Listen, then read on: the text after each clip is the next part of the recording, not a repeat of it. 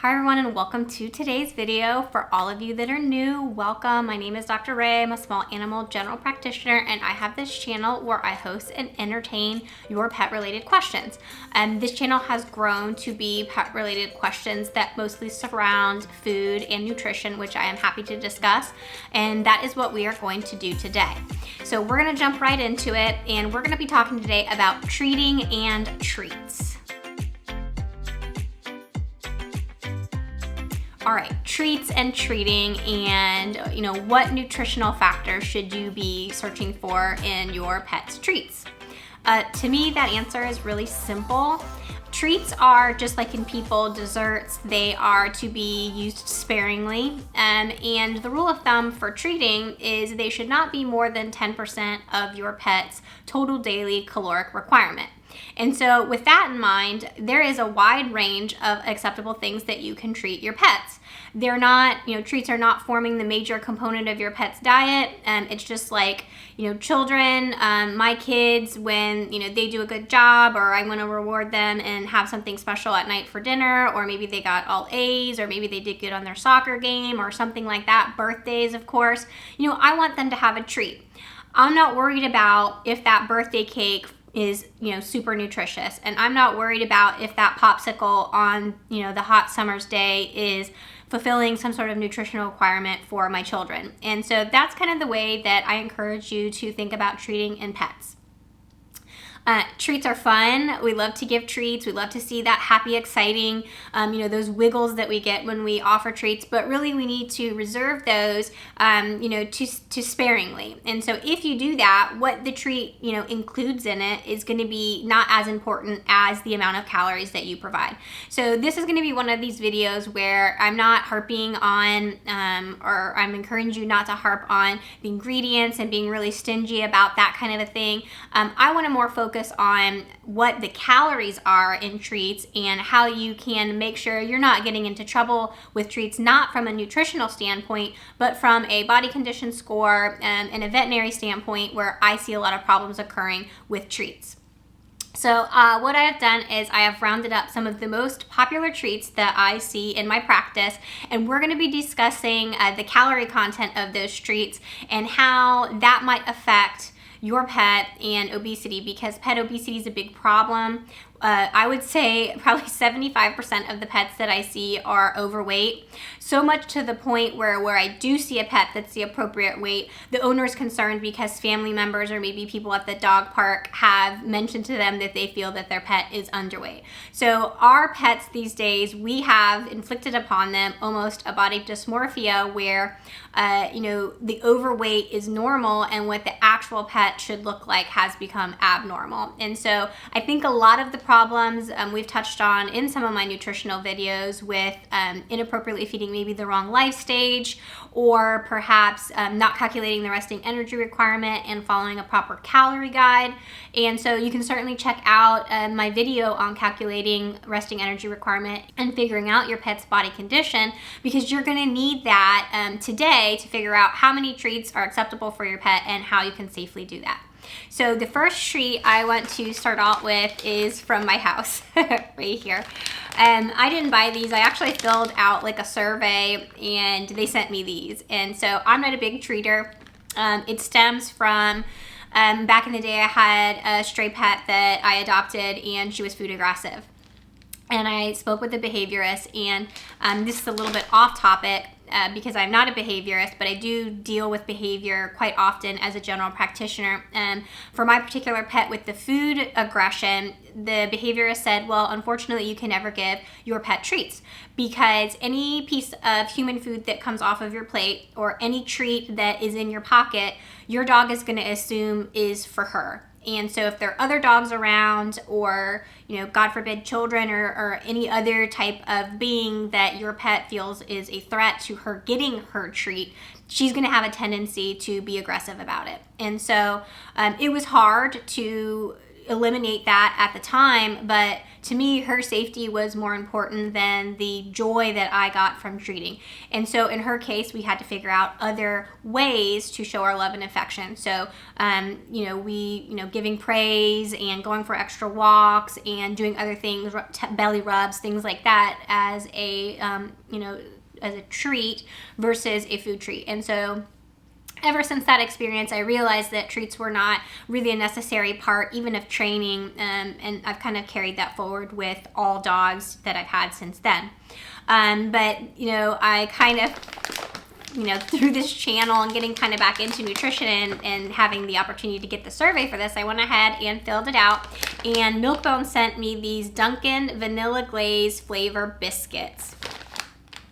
So here's the package. Actually has a picture. It looks very similar to my dog Foxy, and this is what the treat looks like, which is so gosh darn. Let's see if it'll focus. Oh yeah, there it is. Looks like a Dunkin' glazed donut. And so this thing is not only beautiful and the dogs go crazy, it smells like a donut, because I'm 99% sure that this is actually white chocolate on this. Like I could probably eat this. Now you're saying, oh my gosh, how could Milkbone put chocolate on a dog treat? Chocolate is toxic to dogs. Dark chocolate, baker's chocolate, milk chocolate, that's toxic to dogs. So any of the brown chocolates are toxic to dogs, and we can have a whole video explaining why that is. It has to do with the cocoa. White chocolate is not actually chocolate. White chocolate is mostly Karo syrup or corn syrup or something like that. And so therefore you can actually give dogs white chocolate. Now, should you give it all the time? Absolutely not. Again, we're talking about treats. This particular treat, if we look at the ingredients, the first ingredient is whole ground wheat. Then we've got the sugar, palm oil. It does have chicken fat, rice flour, vegetable oil, and so you can see it's nothing completely nutritious at all. You will find the calorie content on the package as well, and so this is 33 kcals per treat, and we're going to circle back to why that's important. You will notice that on these packages you will not see an AFCO statement. Why? Because these are not complete and balanced, and they're not meant to be a full diet. And so that's one of your indicators. If you're looking at something and you don't see an AFCO statement, or you see an AFCO statement that says it's for supplemental feeding, that's because it is not complete and balanced. It's not meant to be a large component of your pet's daily nutritional requirements. And so it has feeding instructions on here, and the feeding instructions are feed 1 treat per 10 pounds body weight. And it says that this treat is not suitable for dogs under 1 year of age. It says the recommended number of treats will provide about 10% of your dog's daily caloric requirements. Please reduce the food by 10%. And then you must break into pieces for your small dog. And always when you're giving treats, make sure that you are monitoring their consumption just to prevent choking. So how did I go about determining how I wanted to do these? Each one of these treats is 33 calories. And so I've got Carmen, who is around 20 pounds now, and I have Foxy, who's around 26 pounds. And so what we're gonna do, and how I'm gonna show you how to do this, you can calculate the resting energy requirement, which is the body weight in kilograms to the 0.75 exponent times 70, and that gives you your daily resting energy requirement. Or there's various numbers of charts that you can find out there that have that calculated out for you. And I'm going to flash mine that I clipped off of the Science Diet website. And then what we're going to do is we're going to look up that 20 pound and that 30 pound resting energy requirement. So for Carmen at 20 pounds, her resting energy requirement is 366. And for Foxy at 26 pound ideal body weight, it's 433. So what does that mean? If I'm giving them treats, and I'm specifically giving them these treats, Carmen, 10% would be 36 kcal, so 0.1 times 366. And Foxy would be 4344, so 0.1 times the 437. So Carmen, all day long, can only get this one treat. And Foxy can get like 1 1/4, but I'm not gonna do that. So if I want to use this treat throughout the day, let's say, we're using them as a potty break treat, so, a reward for going potty outside a couple times a day, then I need to break this treat into multiple pieces, which is exactly what I do. And so if you have a small dog, so you have a dog less than 20 pounds, so you've got a little Chihuahua or a Yorkie or something like that that's 10 pounds, you cannot nutritionally give a whole one of these. So you're going to find yourself breaking these in half. If you don't do that, you're going to be providing way too many calories in a treat form, and as you're taking the food out, the nutrition out, and giving these to try to keep the calories the same, you have to remember that these aren't balanced, and so you're substituting your complete and balanced food for one of these guys. And so I see a lot of people run into those problems because either they don't realize how many calories their treats are, they don't realize how many treats they're giving per day, or they do realize that and they're taking food out to accommodate for the calories, but in doing that, they're causing deficiencies in the actual nutrition. So that was the Milkbone Dunkin' Donut treats, which are really cute. And will I buy them again? I don't know. Again, I'm not a big treat person, and I've had this bag for quite some time, and I'm still working through it. But I do think they're pretty cute, and maybe I'll take them to the office and give them to patients, throughout the day just for fun. So I've come to the point where I want to share with you some of the common treats that I see in my practice to give you an idea how many calories, because some of these might actually surprise you. So the first one I want to do is Dentastix. So that's a common one. So Dentastix is made by Pedigree. I see these a lot. There are multiple different ones that you can choose. Do Dentastix help with dental health? And we can get into a whole discussion on what I think provides dental health. I think these are more of a treat than an actual dental tool. Just in brief, best thing for dentistry related things is brushing.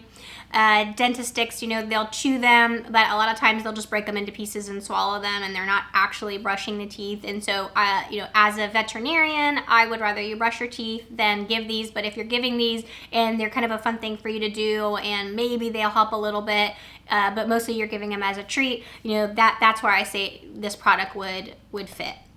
When you give treats, it is always very, very, very important to look on the package and look for the size of the animal that you're supposed to be treating, because these things can be choking hazards. So if you are feeding a big dog, you need to feed the big dog full thing. Don't break it in half, because that's another thing on some of these you have to be careful with. The Milkbone ones are just Milkbones. I don't think that's a big deal. They're going to chew them and swallow them. But these type of dental things where they're a little bit harder and they're not really dissolvable, you really need to pay attention to the size. And so don't get the extra large and break it into a million pieces for a small dog. Don't skip on getting the large dog one and just buying small mini ones because you think you're saving calories there. That can pose a choking hazard. So I'm going to throw that out there as a PSA. I have seen it happen, and I will go over more of that when we get to greenies here in a minute. They've got the large dog with the golden retriever. Then they've got the small dog with the little Yorkie on it, which is the 7 to 22 pound. They've got the original here. They've got some bacon flavored ones. They've got different ones. So let's kind of run through these and see where they stack up. So if you have a large dog and you're feeding the large dog one, the large Dentastix is 73 calories. And so you have to, again, go to this chart and know what your dog weighs. So they're saying this is appropriate for dogs that are between 40 plus pounds. So any dog over 40, they're saying that this particular large size chew would be appropriate for. So if you have a 40-pound dog, if we look at this chart, your resting energy requirement is 616. This being 73 calories is not way too much, but is marginally excessive if you give one a day to your 40-pound dog. It would be more appropriate for a 73 calories. It would be, more appropriate for a 50-pound dog. And so if you have a 40-pound dog and you're giving 1 to 2 Dentastix per day, you are giving way more than the allotted 10%. And so you are excessively treating, excessively providing calories. And so if you're running into obesity, that may be the issue right there. The bacon version, so they've got the bacon as well. That was the fresh mint. The bacon for the 40-pound dog is going to be 84 calories, so even more. So this particular treat, if you're giving a whole one, which again we just talked about, you have to kind of give the whole one. This is only appropriate for dogs, honestly, if you're talking calories at the 60-pound and larger dog, even though the packaging says 40. Then you got the small pup, the one with the Yorkie on it. That has 21 calories, and so that one.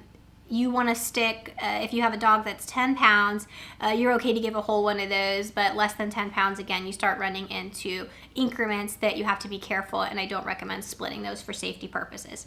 So that's Dentastix. Another popular one I see a lot is the pepperoni. So pepperoni is a really popular one. I know what everybody is going to say. The pepperonis are, filled with dyes. Yes, they absolutely are. So is a lot of the popsicles and strawberry sherbet that I give my kids every once in a while on a hot summer day. But again, we are not focusing on the nutritional aspect. We are focusing on this is only every once in a while. We're not living off of it, and it's just a once in a while treat. So the pepperonis are those really long sticks. They smell really good. They look and smell to me like a Slim Jim. And yes, I participate occasionally eating Slim Jims as well. We're spilling all the tea here today. The pepperoni is 28 kcals per pepperoni stick. At least the one that I looked at. Again, you got to look at the packaging and you need to find that kcal and double check that because they do have different varieties. But that means you could only give one of those if your dog has a 280 kcal daily requirement. So that means if you have a 14-pound dog, you can give a whole one. If you have a 25-pound dog, you may be able to give 2, and so on and so forth. So those pepperonis are 28 kcals per treat. Let's do some cats for a minute. So cats across the board, usually 200 to 300 calorie total daily allotment. So that means that you can give your cat, if you multiply that by 0.1 for 10%, that means you can give a total of 20 calories or 30 calories per day to your cat if your cat is around 10-12 pounds, which is the average cat size. So the big one in cats that I find is the Temptations. And in general, the Temptations are actually a pretty good option if you feed them correctly. And so they've got a million different flavors here that you can pick from. The Temptations in general, like if you click on like the hearty beef flavor, each one of their packages, just scroll down here to the feeding guideline. For an adult cat, feed 10 to 12 treats per 10 pounds of body weight daily. And so that is correct. The reason why is each one of these, I believe, is 2 to 3 calories per treat. So under 2 calories per cat treat. And so you can give, as the feeding guide suggests, 10 to 12 treats per 10 pounds body weight. But what I find, and this is a true story and I'm not making this up, I asked a client on a regular wellness exam the other day, what's your cat's diet? What food do you feed your cat? And they said Temptations. And so they were feeding their cat solely as a diet the Temptations. I don't know if it's because they didn't realize that it wasn't a food. I think they actually do make foods, but they weren't talking about the food. They were talking about the actual treats. Because the cat liked them and they come in little convenient packages and they're feeding their cat like just treats. You can't do that. 20 treats per day, 10 to 20 treats per day. I would say 20 is too much because 2 kcals and 20, that's 40, which is going to be too much. I would say closer to the 10. But you would be surprised how many cat lovers give their cats more than 10 treats per day. So if you're a cat lover and you like the Temptations, I think they're perfectly fine as long as, we call them in the veterinary profession, kitty crack. As long as you're not giving them as kitty crack more than 10 per day, you're fine. Now your cat may like the kitty crack Temptations and may hassle you and find them where you hide them and eat through the package, but that's on you. Temptations definitely makes a tasty treat, but you do have to keep control of it. So that's Temptations. Greenies, I said we would talk about greenies, and one of the subscribers said greenie actually makes food, and I did see that when I was researching greenies. They do make a diet, and if you're interested, I did have one request for that. We could potentially do the greenies diet. Now, what is greenies? All of you guys have seen them, and you've all seen probably the knockoffs of this version. The greenies are the dental treats that look like a little toothbrush, and they're green. Now, I think greenies have developed amongst the veterinary profession a bad reputation, and I don't know if this has since been addressed or not, but back in the day when I first graduated, these greenies were a major choking hazard because the little toothbrush, whatever you want to call it, imprint here on the end that makes it look like a toothbrush, the dogs would like break that, and then they would swallow that, and it didn't really dissolve because it was meant for them to chew and chew and chew and chew and chew and clean their teeth. Well, dogs don't do that. They love the flavor. What do? They gulp it. And what do they love to do? You love to see them doing that, and you yell, "No, stop!" And as you're doing that, they swallow it. I know that happens because Carmen did that the other day on a Nerf dart. She knew she wasn't supposed to have it. I ran to go get it, and she swallowed it. And yes, they do come out the other end. But greenies, they do not. And I have had an occasion where the dog ate the greenie and it got stuck in the stomach, and it had to be surgically removed because it was blocking the outflow of the stomach. And so I don't know if that's been addressed with greenies, but that a lot of veterinarians, if you say you're feeding greenies, they'll kind of cringe, and that's why. But we're not talking about that. We're talking about the nutritional information and the amount that you can feed. Now, do they actually clean teeth? Again, I don't think that they actually do, for all the reasons that we've already discussed. I don't think that they're a substitute for brushing your pet's teeth.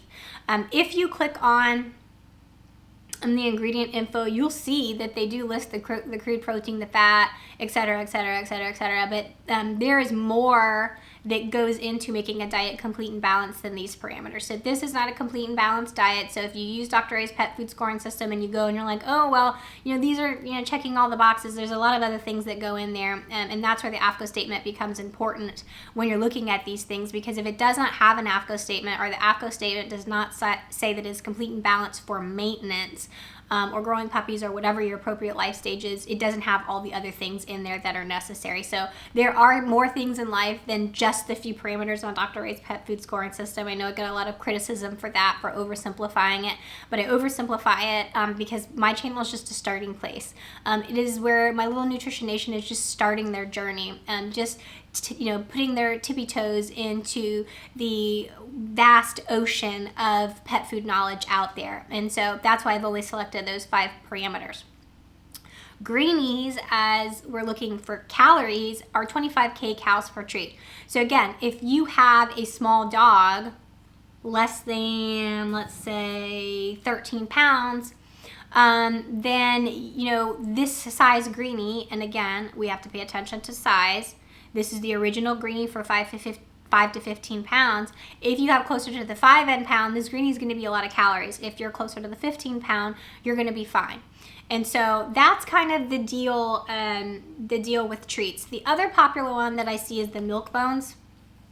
Again, this was the one that I showed you guys earlier, was made by Milkbone, but the traditional Milkbones, those you do also have to be pretty careful with.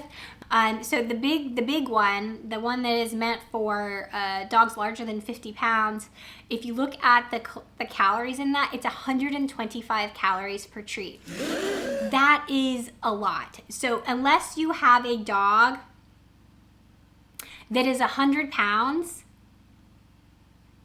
Yeah, a 100-pound dog has 1,225 resting energy requirement. Unless you have a 100-pound dog, you really should not be giving your dog the large 50-pound Milkbone treat. And so I do see a lot of those causing issues in my practice. So 50-pound dog, if we're doing the 10% daily requirement, should only get 72 kcals. And so it's about twice what they should be getting if you give a whole one of those large ones. So I hope you guys enjoyed that. Again, treats are for fun. The only real rule that I recommend that you guys follow for treats is to make sure that the calories are appropriate, and make it a fun thing, and make it not everyday thing personally. Unless you're doing one of these really low calorie ones, you know, and there are a lot of them out there that are only 1 to 2 calories per treat, and that might be different. So I hope that was enjoyable for you guys, and if you would like to hang out again and learn more about pet food or ask me any pet related questions, you can join me on Thursdays. I would love to have you. Be sure to like and subscribe before you leave. Turn on your notifications, that way you know when I'm hanging out and you can hang out with me. All right, guys, I will see you guys next time, and